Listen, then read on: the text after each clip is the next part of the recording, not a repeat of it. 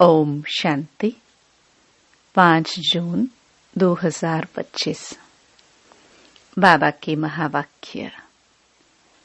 मीठे बच्चे, बेहद के सुखों के लिए तुम्हें बेहद की नॉलेज मिलती है। तुम फिर से राजयोग की शिक्षा से राजाई ले रहे हो। प्रश्न: तुम्हारा ईश्वरीय कुटुंब किस बात में बिल्कुल ही निराला है? उत्तर: इस ईश्वरीय कुटुंब में कोई 1 रोज का बच्चा है, कोई 8 रोज का, लेकिन सब पढ़ रहे हैं। बाप ही टीचर बनकर अपने बच्चों को पढ़ा रहे हैं। यह है निराली बात। आत्मा पढ़ती है। आत्मा कहती है, बाबा। बाबा फिर बच्चों को 84 जन्मों की कहानी सुनाते हैं। गीत। दूर देश का रहने वाला। ओम शांति। वृक्षपतिवार उसका नाम रख दिया है बृहस्पति। यह त्योहार आदि तो वर्ष वर्ष मनाते हैं। तुम हर हफ्ते बृहस्पति डे मनाते हो। वृक्षपति अथवा इस मनुष्य सृष्टि रूपी झाड़ का जो बीज रूप है, चैतन्य है, वही इस झाड़ के आदि मध्य अंत को जानते हैं। और जो भी वृक्ष हैं वह सब जड़ होते हैं। यह है चैतन्य। इनको कहा जाता है कल्प वृक्ष। इनकी आयु है 5000 वर्ष। और यह वृक्ष 4 भाग में है। हर चीज 4 भाग में होती है। यह दुनिया भी 4 भाग में है। अब इस पुरानी दुनिया का अंत है। दुनिया कितनी बड़ी है, यह ज्ञान कोई भी मनुष्य मात्र की बुद्धि में नहीं है। यह है नई दुनिया के लिए नई शिक्षा।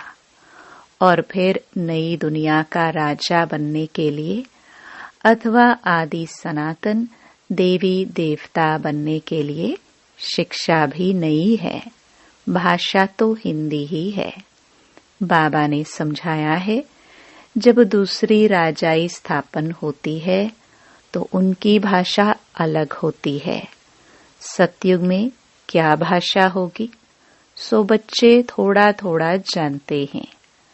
आगे बच्चियां ध्यान में जाकर बतलाती थी। वहां कोई संस्कृत नहीं है। संस्कृत तो यहाँ है ना। जो यहाँ है वह फिर वहां नहीं हो सकती।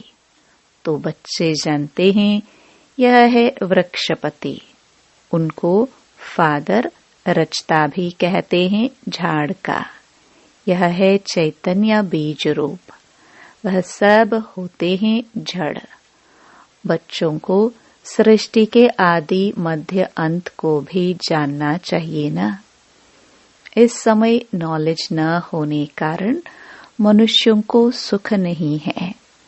यह है बेहद की नॉलेज, जिससे बेहद का सुख होता है। हद की नॉलेज से काग विष्टा समान सुख मिलता है। तुम जानते हो, हम बेहद के सुख के लिए अभी पुरुषार्थ कर रहे हैं। फिर से यह फिर से अक्षर सिर्फ तुम सुनते हो। तुम ही फिर से मनुष्य से देवता बनने के लिए यह राजयोग की शिक्षा प्राप्त कर रहे हो। यह भी तुम जानते हो, ज्ञान का सागर बाप निराकार है। निराकारी तो बच्चे आत्माएं भी हैं, लेकिन सबको अपना अपना शरीर है। इनको अलौकिक जन्म कहा जाता है। और कोई मनुष्य ऐसे जन्म ले नहीं सकते जैसे यह लेते हैं और इनकी भी वानप्रस्थ अवस्था में प्रवेश करते हैं। बच्चों आत्माओं को सम्मुख बैठ समझाते हैं और कोई आत्माओं को बच्चे बच्चे कह ना सके। कोई भी धर्म वाला हो जानते हैं शिव बाबा हम आत्माओं का बाबा है, वह तो जरूर बच्चे बच्चे ही कहेंगे। बाकी कोई भी मनुष्य आत्मा को ईश्वर नहीं कह सकते, बाबा नहीं कह सकते।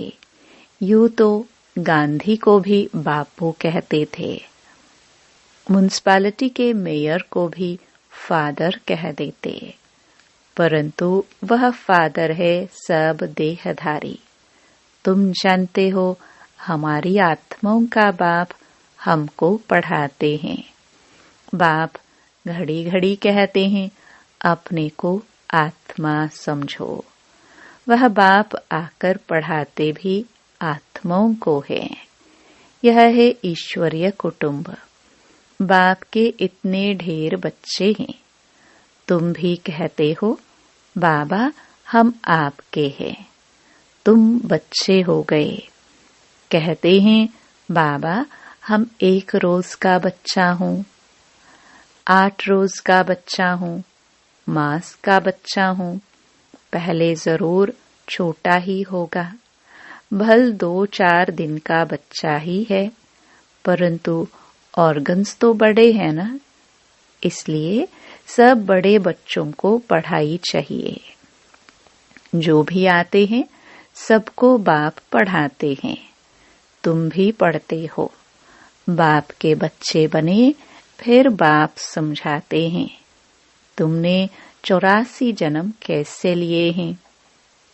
बाप कहते हैं मैं भी बहुत जन्मों के अंत में इनमें प्रवेश करता हूँ और फिर पढ़ाता हूँ। बच्चे जानते हैं यहाँ हम बड़े ते बड़े टीचर के पास आए हैं, जिससे ही फिर यह टीचर्स निकले हैं, जिनको पंडे कहते हैं। वह भी सबको पढ़ाते रहते हैं। जो जो जानते जाएंगे पढ़ाते रहेंगे। पहले पहले तो समझाना ही यह है, 2 बाप है ना, एक लौकिक और दूसरा पारलौकिक। बड़ा तो जरूर पारलौकिक बाप हो गया, जिसको भगवान कहा जाता है। तुम जानते हो अभी हमको पारलौकिक बाप मिला है और किसी को पता नहीं, धीरे धीरे जानते जाएंगे। तुम बच्चे जानते हो हम आत्माओं को बाबा पढ़ाते हैं। हम आत्माएं ही एक शरीर छोड़ फिर दूसरा लेंगी। ऊंच से ऊंच देवता बनेंगी। ऊंच से ऊंच बनने के लिए आए हैं। कई बच्चे चलते चलते ऊंचे से ऊंची पढ़ाई को छोड़ देते हैं। किसी न किसी बात में संशय आ जाता है या माया का कोई तूफान सहन नहीं कर सकते। काम महाशत्रु से हार खा लेते हैं। इन्हीं कारणों से पढ़ाई छूट जाती है। काम महाशत्रु के कारण ही बच्चों को बहुत सहन करना पड़ता है। बाप कहते हैं कल्प कल्प तुम अबलाए माताएं ही पुकारती हो। कहते हैं बाबा हमको नंगन होने से बचाओ। बाप कहते हैं याद के सिवाय और कोई रास्ता नहीं। याद से ही बल आता जाएगा। माया बलवान की ताकत कम होती जाएगी। फिर तुम छूट जाएंगे। ऐसे बहुत बंधन से छूटकर आते हैं। फिर अत्याचार होना बंद हो जाता है। फिर आकर शिव बाबा से ब्रह्मा द्वारा बातचीत करते हैं। यह भी आदत पड़ जानी चाहिए। बुद्धि में यह रहना चाहिए कि हम शिव बाबा पास जाते हैं। वह इस ब्रह्मा तन में आते हैं। हम शिव बाबा के आगे बैठे हैं। याद से ही विकर्म विनाश होंगे। अपने को आत्मा समझ बाप को याद करना है। यही शिक्षा मिलती है। बाप से मिलने आओ तो भी अपने को आत्मा समझो। आत्म अभिमानी भव। यह ज्ञान भी तुमको अभी मिलता है। यह है मेहनत। उस भक्ति मार्ग में तो कितने वेद शास्त्र आदि पढ़ते हैं। यह तो एक ही मेहनत है, सिर्फ याद की। यह बहुत सहजते सहज है, बहुत डिफिकल्ट भी है। बाप को याद करना इससे सहज कोई बात होती नहीं। बच्चा पैदा हुआ और मुख से बाबा बाबा निकलेगा। बच्ची के मुख से माँ निकलेगा। आत्मा ने फीमेल का शरीर धारण किया है। फीमेल माँ के पास ही जाएगी। बच्चा अक्सर करके बाप को याद करता है, क्योंकि वर्षा मिलता है। अभी तुम आत्माएं तो सब बच्चे हो। तुमको वर्षा मिलता है बाप से। आत्मा को बाप से वर्षा मिलता है याद करने से। देह अभिमानी होंगे तो वर्षा पाने में मुश्किलात होगी। बाप कहते हैं, मैं बच्चों को ही पढ़ाता हूँ। बच्चे भी जानते हैं हम बच्चों को बाप पढ़ाते हैं। यह बातें बाप के सिवाय कोई बता ना सके। उनके साथ ही भक्ति मार्ग में तुम्हारा प्यार था। तुम अब आशिक थे उस माशुक के। सारी दुनिया आशिक है एक माशुक की। परमात्मा को सब परमपिता भी कहते हैं। बाप को आशिक नहीं कहा जाता। बाप समझाते हैं, तुम भक्ति मार्ग में आशिक थे, अभी भी हैं बहुत, परंतु परमात्मा किसको कहा जाए, इसमें बहुत मूंझते हैं।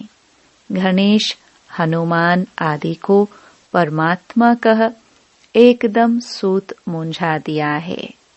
सिवाय बाप के कोई ठीक कर न सके, कोई की ताकत नहीं। बाप ही आकर बच्चों को समझाते हैं। बच्चे फिर नंबरवार पुरुषार्थ अनुसार समझते हैं और समझाने के लायक बनते हैं। राजधानी स्थापन हो रही है। हूबहू कल्प पहले मिसल तुम यहाँ पढ़ते हो। फिर प्रारब्ध नई दुनिया में पाएंगे। उनको अमरलोक कहा जाता है। तुम काल पर विजय पाते हो। वहाँ कभी अकाले मृत्यु होती नहीं। नाम ही है स्वर्ग। तुम बच्चों को इस पढ़ाई में बहुत खुशी होनी चाहिए। बाप की याद से बाप की प्रॉपर्टी भी याद आएगी। सेकंड में सारे ड्रामा का ज्ञान बुद्धि में आ जाता है। मूल वतन, सूक्ष्म वतन, स्थूल वतन, 84 का चक्र, बस यह नाटक सारा भारत पर ही बना हुआ है। बाकी सब है बाय प्लॉट। बाप नॉलेज भी तुमको सुनाते हैं। बाप ही ऊंच से ऊंच फिर नीच बने हो। डबल सिरताज राव फिर बिल्कुल ही रंक। अब भारत रंक भिखारी है। प्रजा का प्रजा पर राज्य है। सतयुग में था डबल सिरताज, महाराजा महारानी का राज्य। सब मानते हैं आदिदेव ब्रह्मा को नाम बहुत दिए हैं। महावीर भी उनको कहते हैं। महावीर हनुमान को भी कहते हैं। वास्तव में तुम बच्चे ही सच्चे सच्चे महावीर हनुमान हो, क्योंकि तुम योग में इतना रहते हो जो माया के भल कितने भी तूफान आए लेकिन तुम्हें हिला नहीं सकते। तुम महावीर के बच्चे महावीर बने हो, क्योंकि तुम माया पर जीत पाते हो। 5 विकार रूपी रावण पर हर एक जीत पाते हैं। एक मनुष्य की बात नहीं, तुम हर एक को धनुष तोड़ना है, अर्थात माया पर जीत पानी है। इसमें लड़ाई आदि की कोई बात नहीं। यूरोपवासी कैसे लड़ते हैं? भारत में कौरवों और यौवनों की लड़ाई है। गाया भी हुआ है, रक्त की नदियां बहती है, दूध की भी नदियां बहेगी। विष्णु को क्षीर सागर में दिखाते हैं। लक्ष्मी नारायण है पारसनाथ, उनका फिर नेपाल तरफ पशुपति नाम रख दिया है एक ही विष्णु के 2 रूप, पारसनाथ पारसनाथिनी। वह है पशुपतिनाथ पशुपतिनाथ पत्नी। उसमें विष्णु का चित्र बनाते हैं, लेक भी बनाते हैं। अब लेक में क्षीर दूध कहाँ से आया? बड़े दिन पर उस लेक में दूध डालते हैं, फिर दिखाते हैं क्षीर सागर में विष्णु सोया पड़ा है। अर्थ कुछ भी नहीं।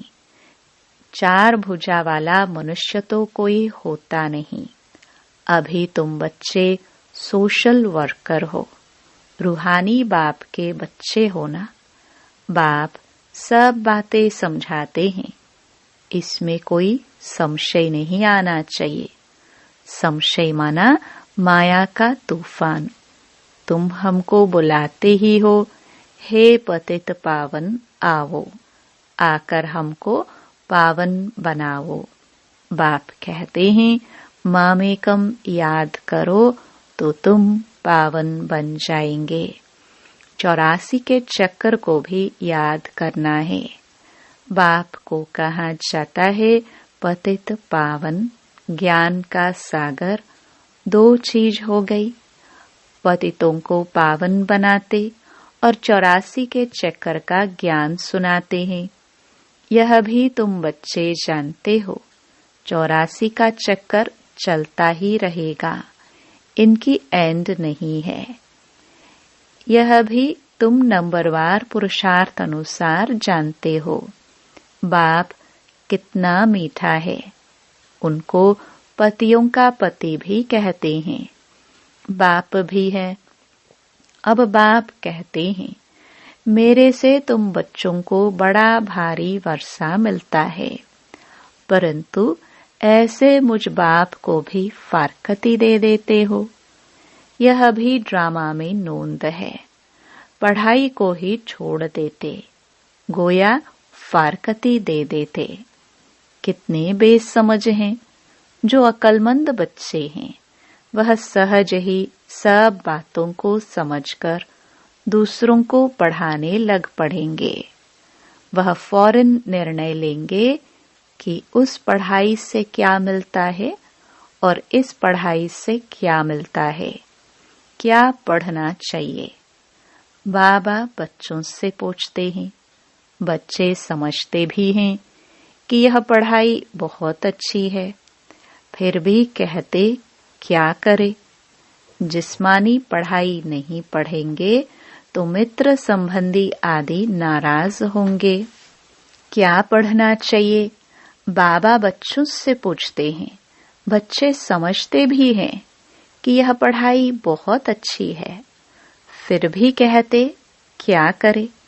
जिस्मानी पढ़ाई नहीं पढ़ेंगे तो मित्र संबंधी आदि नाराज होंगे। बाप कहते हैं दिन प्रतिदिन टाइम बहुत थोड़ा होता जाता है, इतनी पढ़ाई तो पढ़ नहीं सकेंगे। बड़े जोर से तैयारियां हो रही है, हर प्रकार से तैयारी होती है ना। दिन प्रतिदिन 1-2 में दुश्मनी बढ़ती जाती है। कहते भी हैं ऐसी ऐसी चीजें बनाई हैं जो फट से सबको खलास कर देंगे। तुम बच्चे जानते हो, ड्रामानुसार अब लड़ाई लग नहीं सकती। राजाई स्थापन होनी है, तब तक हम भी तैयारी कर रहे हैं। यह भी तैयारी करते रहते हैं। तुम्हारा पिछाड़ी में बहुत प्रभाव निकलने का है। गाया भी जाता है, अहो प्रभु तेरी लीला। यह इसी समय का गायन है। यह भी गाया हुआ है, तुम्हारी गति मत न्यारी है। सब आत्माओं का पाठ न्यारा है। अभी बाप तुमको श्रीमत दे रहे हैं कि मामेकम याद करो तो विक्रम विनाश होंगे। कहाँ श्रीमत, कहाँ मनुष्यों की मत। तुम जानते हो, विश्व में शांति सिवाय परमपिता परमात्मा के कोई कर ना सके। 100% पवित्रता, सुख, शांति 5000 वर्ष पहले मुआफिक ड्रामानुसार स्थापन कर रहे हैं। कैसे? सो आकर समझो। तुम बच्चे भी मददगार बनते हो। जो बहुत मदद करेंगे वह विजय माला के दाने बन जाते। तुम बच्चों के नाम भी कितने रमणीक थे। वह नाम भी लिस्ट एल्बम में रख देनी चाहिए। तुम भट्टी में थे, घर बार छोड़ बाप के आकर बने, एकदम भट्टी में आकर पड़े। ऐसी पक्की भट्टी थी जो अंदर कोई आ ना सके। जब बाप के बन गए तो फिर नाम जरूर होना चाहिए। सब कुछ सरेंडर कर दिया, इसलिए नाम रख दिए। वंडर है ना, बाप ने सबके नाम रखे। अच्छा, मीठे मीठे सिखिलदे बच्चों प्रति मात पिता बाप दादा का याद प्यार और गुड मॉर्निंग। रूहानी बाप की रूहानी बच्चों को नमस्ते। धारणा के लिए मुख्य सार। पहला, किसी भी बात में संशय बुद्धि नहीं बनना है। माया के तूफानों को महावीर बन पार करना है। ऐसा योग में रहो जो माया का तूफान हिला न सके। दूसरा, अक्लमंद बन अपनी जीवन ईश्वरीय सेवा में लगानी है। सच्चा सच्चा रूहानी सोशल वर्कर बनना है। रूहानी पढ़ाई पढ़नी और पढ़ानी है। वरदान, अहम और वहम को समाप्त कर रहमदिल बनने वाले विश्व कल्याणकारी भव। कैसी भी अवगुण वाली, कड़े संस्कार वाली, कम बुद्धि वाली, सदा ग्लानि करने वाली आत्मा हो, लेकिन जो रहमदिल विश्व कल्याणकारी बच्चे हैं, वे सर्व आत्माओं के प्रति लवफुल के साथ लवफुल होंगे। कभी इस वहम में नहीं आएंगे कि यह तो कभी बदल ही नहीं सकते, यह तो है ही ऐसे, या यह कुछ नहीं कर सकते, मैं ही सब कुछ हूँ, यह कुछ नहीं है। इस प्रकार का अहम और वहम छोड़ कमजोरियों व बुराइयों को जानते हुए भी क्षमा करने वाले रहमदिल बच्चे ही विश्व कल्याण की सेवा में सफल होते हैं। स्लोगन, जहाँ ब्राह्मणों के तन मन धन का सहयोग है, वहाँ सफलता साथ है। अव्यक्त इशारे। आत्मिक स्थिति में रहने का अभ्यास करो, अंतर्मुखी बनो। आत्माएं जब आपके आत्मिक स्वरूप का अनुभव करेंगी, तब वे बाप की तरफ आकर्षित होकर अहो प्रभु के गीत गाएंगी और देह भान से सहज अर्पण हो जाएंगी। अहो आपका भाग्य, अहो मेरा भाग्य।